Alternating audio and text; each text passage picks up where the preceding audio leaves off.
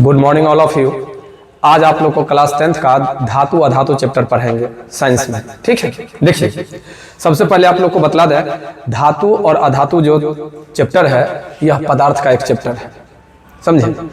आप लोग 9th class में पदार्थ के बारे में पढ़े होंगे और पढ़े होंगे पदार्थ का वह शुद्धतम रूप, पदार्थ जो स्थान घेरती है, दबाव डालती है, जिसे हम अपने ज्ञान इंद्रियों द्वारा छू करके अनुभव करते हैं, उसको पदार्थ कहते हैं। ठीक है, पदार्थ को दो भागों में बांटा गया है। पहले शुद्ध पदार्थ और अशुद्ध पदार्थ। और पदार्थ की अवस्था की बात किया जाए तो 9वां क्लास में आप लोग पढ़े होंगे, पदार्थ की 5 अवस्थाएं होती है, पढ़े हैं।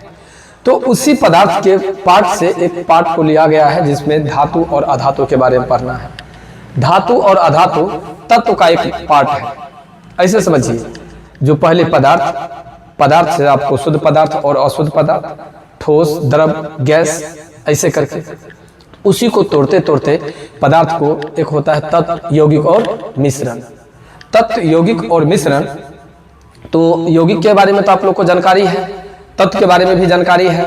जो तत्व पदार्थ का वह शुद्धतम रूप होता है जिसे किसी भी रासायनिक विधियों द्वारा अलग नहीं किया जा सकता है। देखिए तत्व जो है, इसलिए यहाँ पर हम तत्व लिख करके बतलाए, और इससे पहले आप लोगों ने बतलाया जो वो सब मेरा कॉन्सेप्ट है जो कि 9वां क्लास में पढ़ने के लिए मिला था।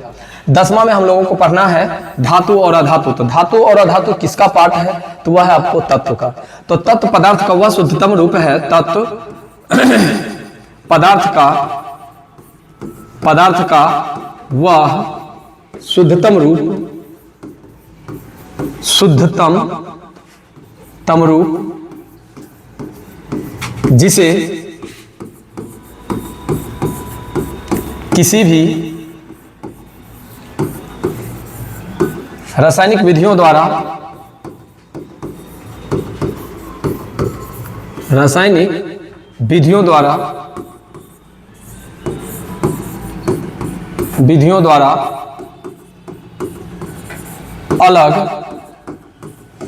नहीं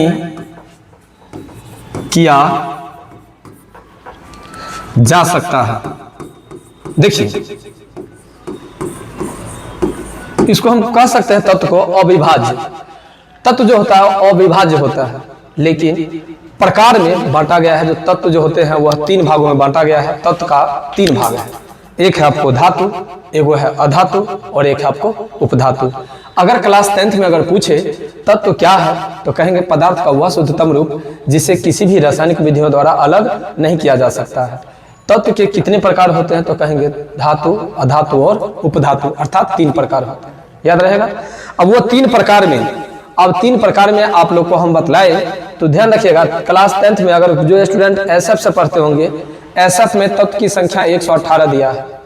अगर वही आप लोग अगर भारतीय भवन का किताब पढ़ते हैं तो भारतीय भवन के पुराना वाला किताब में 111 का ही वर्णन किया है, और अभी जो आप लोग देख रहे हैं उसमें 114 का वर्णन किया है।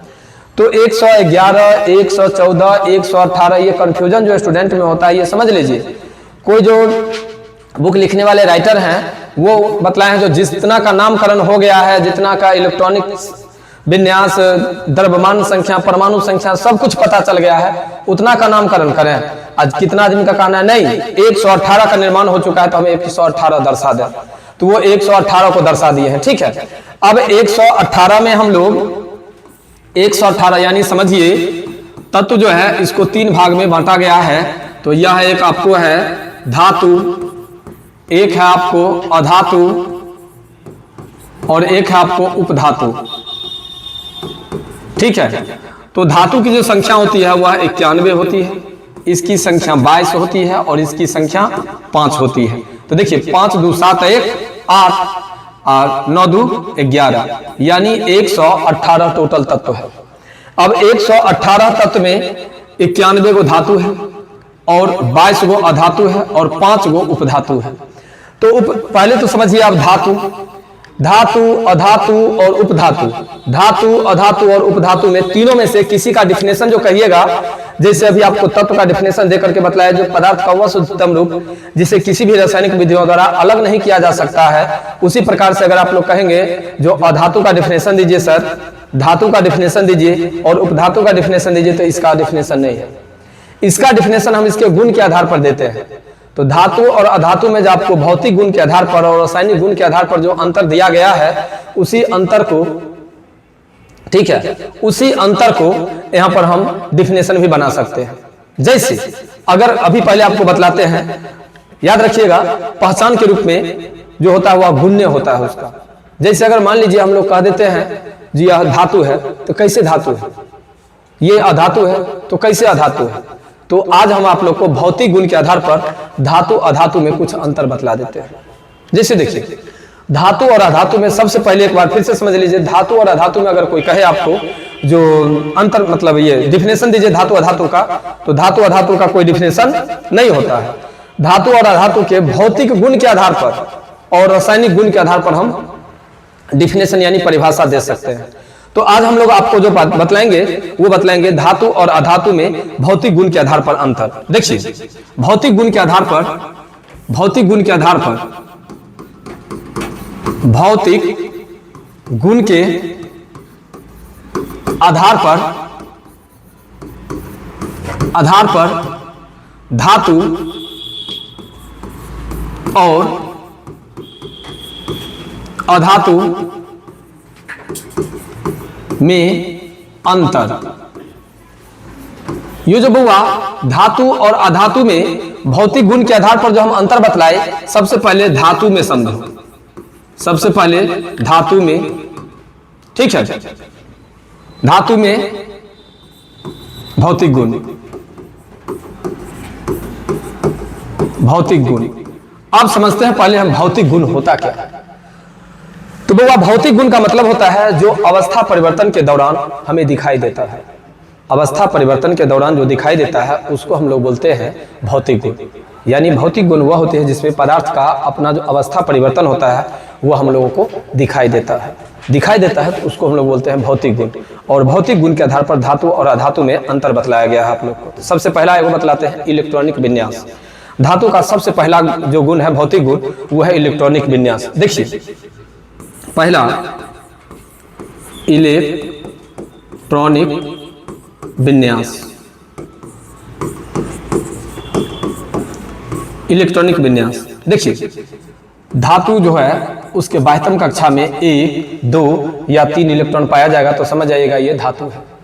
जिस तत्व के बाह्यतम कक्षा में 1, 2 या 3 इलेक्ट्रॉन पाया जाएगा, जिस तत्व के बाह्यतम कक्षा में 1, 2 या 3 इलेक्ट्रॉन पाया जाएगा, क्या कहलाएगा?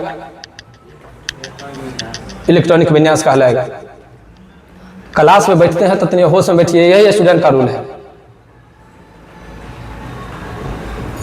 अगर आप लोग को नींद लगता है तो घर पर बैठिए, अगर पढ़ने के लिए आए हैं तो एक स्टूडेंट का जो सिस्टम होता है सिस्टमेटिक ढंग से बैठिए।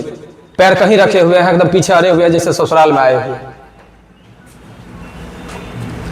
हम बतला रहे हैं आप लोग को धातु में भौतिक गुण के आधार पर अंतर, या ऐसे कहिए जो भौतिक गुण, धातु के भौतिक गुण। सबसे अच्छा यही समझिए, धातु के भौतिक गुण बतला रहे हैं। इलेक्ट्रॉनिक विन्यास, जिस तत्व के बाह्यतम कक्षा में 1, 2 या 3 इलेक्ट्रॉन पाए जाते हैं वो होते हैं धातु। जिस तत्व के बाह्यतम कक्षा में 1, 2 या 3 इलेक्ट्रॉन पाए जाएंगे वो क्या कहलाएंगे? धातु। जैसे देखिए अभी आपको हम बतलाते हैं एक एग्जांपल,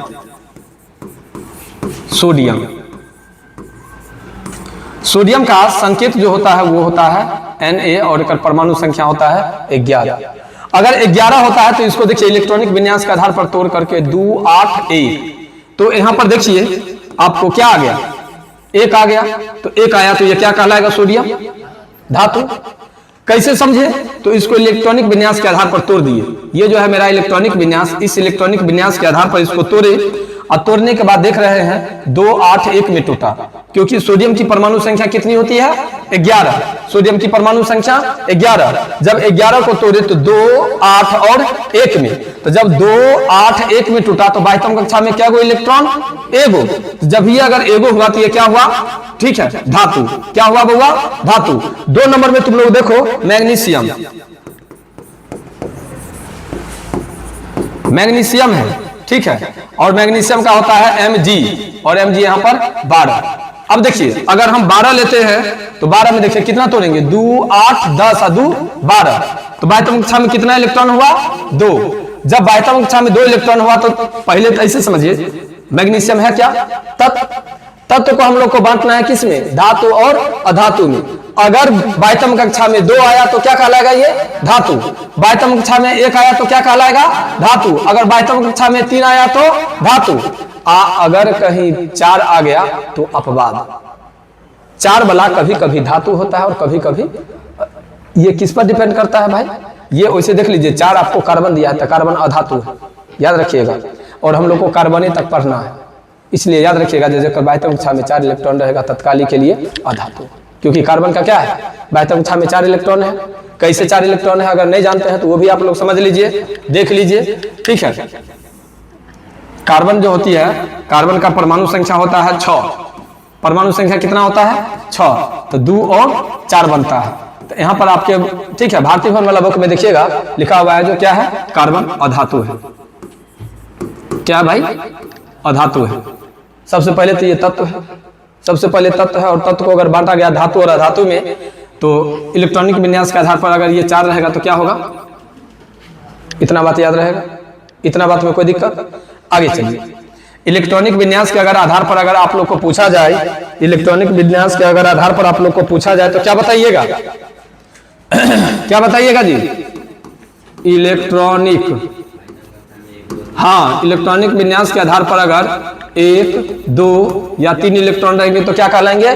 धातु कहलाएंगे। कोई दिक्कत? अगर कोई भी दुनिया का अगर आप लोग को दे दिया जाए तत्व, चाहे वो तत्व सोडियम हो, चाहे वह तत्व क्लोरीन हो, चाहे वह तत्व कैल्शियम हो। जैसे अभी हम आपको पूछते हैं आप लोग से, अगर मान लीजिए ये कैल्शियम है और कैल्शियम की परमाणु संख्या कितनी होती है? 20 होती है। कैल्शियम की परमाणु संख्या कितनी होती है? 20 होती है। हरिओम बताओ तो, जब 20 कैल्शियम की परमाणु संख्या अगर दी हुई है तो यह मेरा तत्व जो है यह धातु है कि अधातु है? अधातु है। कैसे समझा धातु है? 2 8 8 8 दूनी 16, 2 18, 2 20। धातु है कि अधातु है? बात समझ में आई?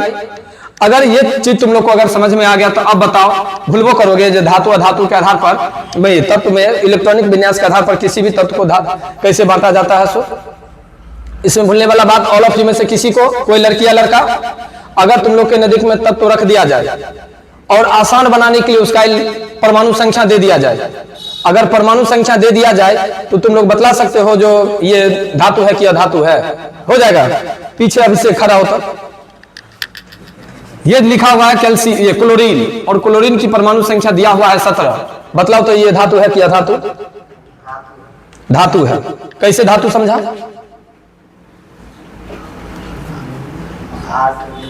2 8 10 और 7 17। बाह्यतम कक्षा में कितना इलेक्ट्रॉन है? क्या तुम लोग को बतलाए थे? अभी जस्ट हम बतलाए हैं जो 1 2 या 3 रहेगा तो ये क्या कहलाएगा? धातु। ये धातु है। क्लास में जब पढ़ने के लिए बैठते हो तो क्लास में ध्यान दो।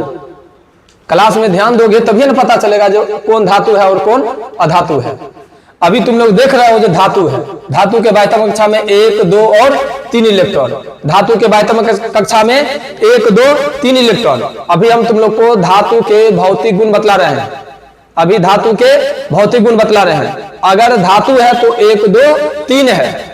धातु है तो इलेक्ट्रॉनिक विन्यास में 1 2 3 है। धातु है तो 1 2 3 है। धातु है तो 1 2 3 है। अगर 3 से ज्यादा है तो दिक्कत। पहले अभी छोड़ दो ना, अधातु पढ़वे नहीं किए तो क्या जानते हैं? अभी अधातु के बारे में नहीं बतलाया तो छोड़ दो अधातु क्या होता है।